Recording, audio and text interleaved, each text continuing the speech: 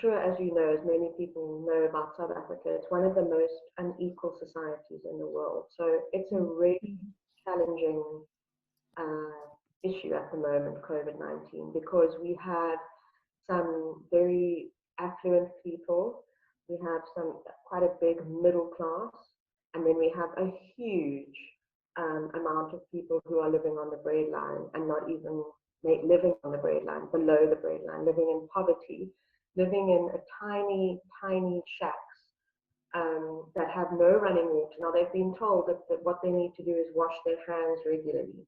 People don't have water. So, you know, how do you wash your hands regularly when you don't have access to running water? And you've been told to stay at home, so you can't go and get running water.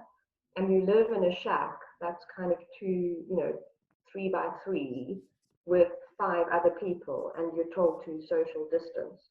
So there's that, and then there's sort of people living in their big mansions with their view of the sea, and 4 people in a huge house. So we've got this huge disparity, and it's a big challenge for the government. But the government just did a blanket lockdown and treated everyone the same, which I suppose in a way they had to start. I feel like they had to start there. And our president made a really moving speech about how South Africa has been through so much adversity in the past, and we've always managed to come through. You know, we've been through political turmoil, we've had a lot of adversity thrown at us as a country, and economically as well. And yet we've always managed to kind of come through. And so called on everyone to pull together and to really embrace this lockdown so that we could save lives, because the health system wasn't ready to cater with a surge in cases. So we needed to flatten the curve and allow the health facilities to prepare so that they could be ready when there was a surge, when we were again able to move around a bit more. And so everybody, there was a feeling of solidarity. And I must say, South Africans are generally very resilient people, and very, there's a huge love for this country that people have. And so everyone did pull together, and plans were made, and people stayed at home, and it was all sort of good, you know. And then we were told that would be for 3 weeks.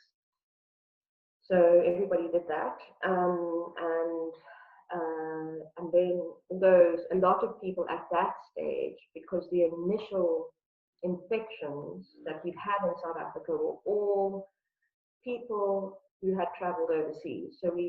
And generally in South Africa, the people who travel overseas are affluent people. Your average person here has never been on a plane, and has certainly never traveled, you know, even domestically on a plane in the country, or doesn't have holidays. You know, holidays is not something that the average person here has. So people who brought in the virus were all people who had been skiing or perhaps on business trips, you know, quite affluent people.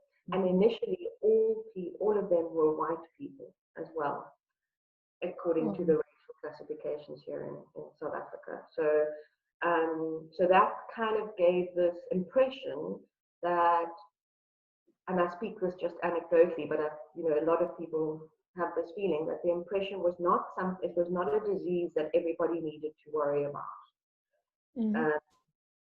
But then when our president, the president here, so of course, spoke to us, he said, you know, that this is a disease that we all need to worry about, because it actually knows no distinctions in its infection. And so everybody sort of pulled together, and for 3 weeks we all followed the rules. Just a question regarding that, because what he said, I mean, in a sense, just by what you described to us, you know, and we've seen that before, white people kind of brought the disease into this space. And I'm just curious, the numbers that you're collecting about the infected people, are these numbers being enriched with more data about, you know, the sex and the age and the income of that person, or is it just the plain data? Because that's something that we heard is happening in America. State is providing the numbers of affected people, but it's not providing the numbers enriched with all these data for the political reasons, because they know that the right type of data might actually have political consequences. And to me, it almost sounds like, you know, that there's a huge gap. You know that now the government is facing the challenge of, almost as if the measures that they're presenting should actually be diversified and should affect different groups of people in a different way. They shouldn't just be treating everybody equal, because not everybody is equal, in fact. And that's just one thing. And then knowing then that the disease is being brought by different groups of people, that's almost like you can identify the hotspot. You can identify those groups of people and just make them separate them from the broader society. I mean, it almost sounds like the measures are bringing even more inequalities into the space.